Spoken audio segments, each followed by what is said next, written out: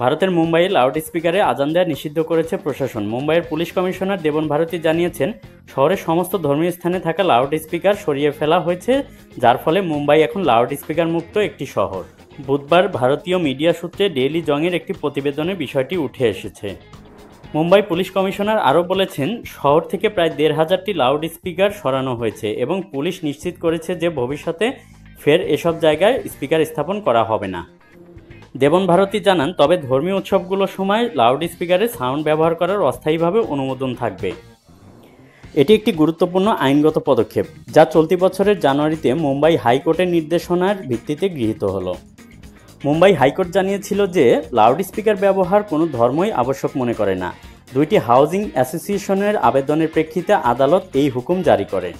Housing অ্যাসোসিয়েশনগুলোর অভিযোগ ছিল, মসজিদগুলোতে আজান দেয়া সহ অন্যান্য ধর্মীয় আচার অনুষ্ঠানের জন্য ব্যবহৃত লাউড স্পিকার ব্যবহারের ফলে শব্দ দূষণ হচ্ছে।